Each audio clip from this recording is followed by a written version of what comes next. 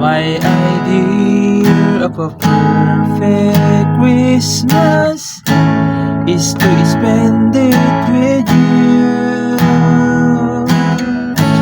and afford it.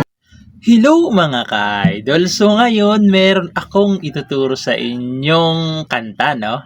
Itong kanta na to, total, beer month naman na ngayon, pampasko naman yung ituturo ko ngayon sa inyo, no? So kung gusto nyong mga rolling, eto na. So itong kanta pala na to is yung A Perfect Christmas by Jose Marichan. So napakaganda ng kanta na to mga ka-idol. Medyo marami-rami nga lang yung chords niya, no? Chord niya, pero alam ko namang kayang-kaya niya yan, no? So, dito muna tayo sa kanyang strumming pattern, okay? So, yung strumming pattern na gagamitin natin is ganito lang. 3 down lang. 1, 2, 3. Okay, ganun yung timing, ha? 1, 2, 3. Okay? Pag yung chords nasa loob ng open close parenthesis, 2 down lang. Ganito. Down, down. Okay? Lilipat agad. Okay? Kasi mamaya, papasok yan mamaya doon sa kanyang refrain tsaka doon sa ending. Okay? So, proceed naman tayo dito sa kanyang verse 1. Okay? So, yung verse 1 niya rito mga ka-idol is E. Ayan yung E. 3rd string, 4th string, tsaka 5th string lang. Ayan, E. Sunod niyan is G sharp minor. Yung G sharp minor, ito yun.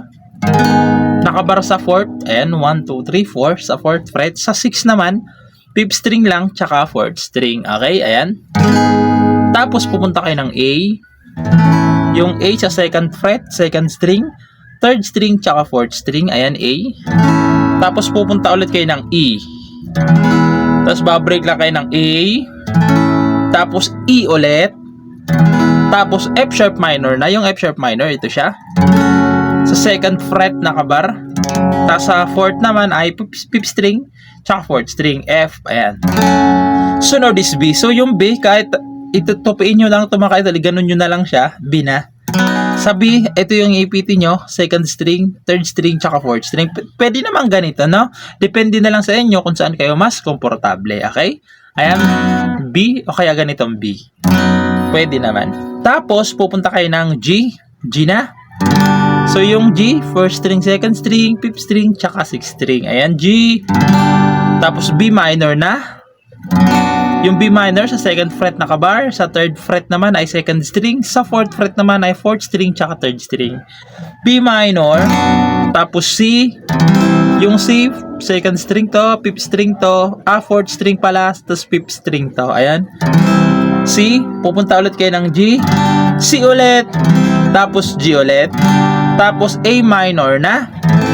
Yung A minor, 2nd string, 4th string, tsaka 3rd string. Tapos, pupunta kayo ulit ng B. Isa pang B. Okay?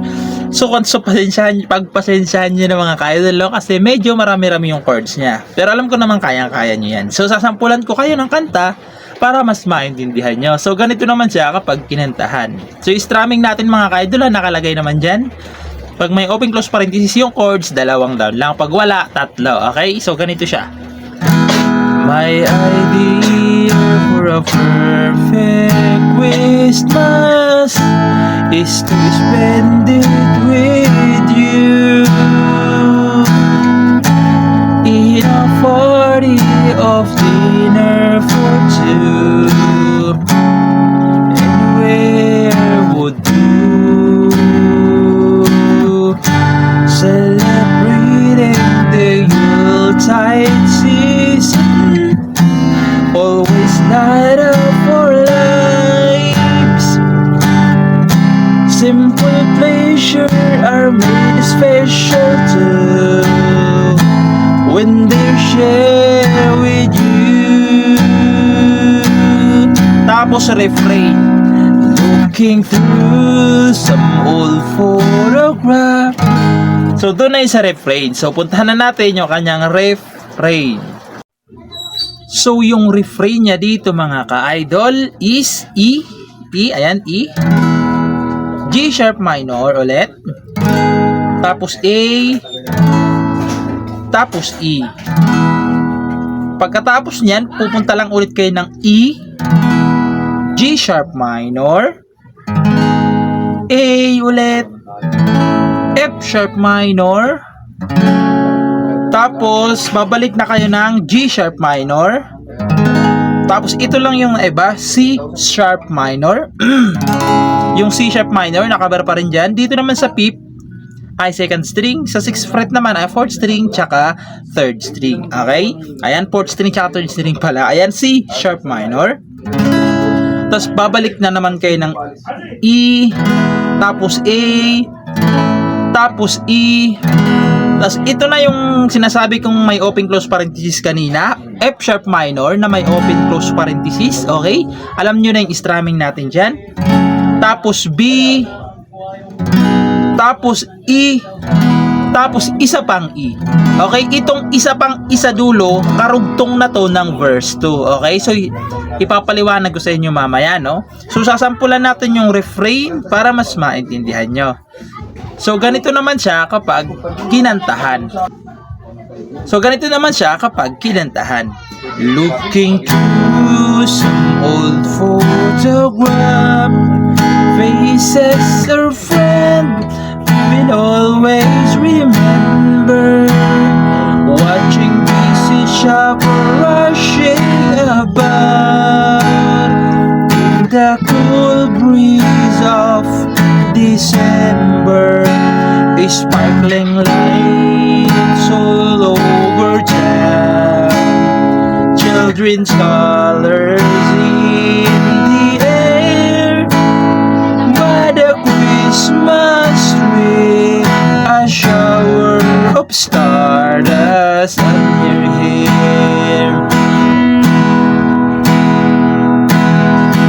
I can think of a bed. So, doon na yun sa verse 2. Okay? So, proceed naman tayo doon sa kanyang verse 2. So, yung verse 2 niya naman dito mga ka-idol is E. Bali, ito mga ka-idol na E, karugtong to noong E sa refrain na sa dulo na chords. Okay? Karugtong to siya. Okay? So, papaliwanag ko mamaya. Ayan, E. Karugtong na yan. G sharp minor, A, tapos babalik lang kayo ng E, tapos A ulit, tapos E ulit, tapos F sharp minor na nasa loob ng open close parenthesis, tapos B na nasa loob din ng open close parenthesis, tapos E na wala ng open close parenthesis. Okay, so sasampulan ko kayo para mas maintindihan nyo. So, tulad ng sinabi ko kanina, karugtong yung E. Okay? So, yung E kanina doon sa refrain,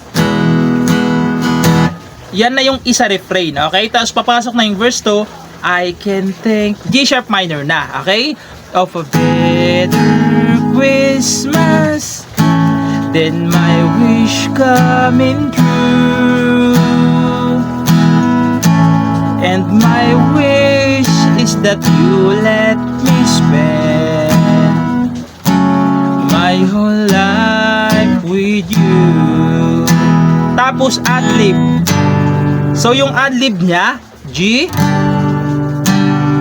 B minor, tapos C, tapos G, tapos C ulit,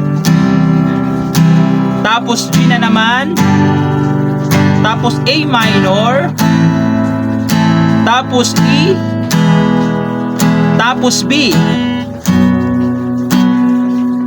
Tapos babalik muna kayo doon sa kanyang refrain. Okay? Babalik kayo sa refrain doon sa part na looking through some old photograph, faces are friend. So babalik doon kayo sa refrain. Okay? Pagbalik nyo doon sa refrain, doon na sa ending. Okay? Yung ending nito is A, tapos E, F sharp minor na nasa loob ng open close parenthesis, tapos B na nasa loob rin, tapos E. Sa E dito sa ending, itong E isang strum down na lang. Okay? So sasampulan ko yung ending para mas maintindihan nyo. So ganito naman siya sa ending. My idea for a perfect Christmas is spending it with you. So, ganun na lang siya sa ending, okay? So, ayun lang yung kanyang mga chords, no? Pagpasensya nyo na kung medyo maingay kasi umuulan ngayon dito sa amin, no? And ayun lang, and Merry Christmas sa inyong lahat. Bye-bye!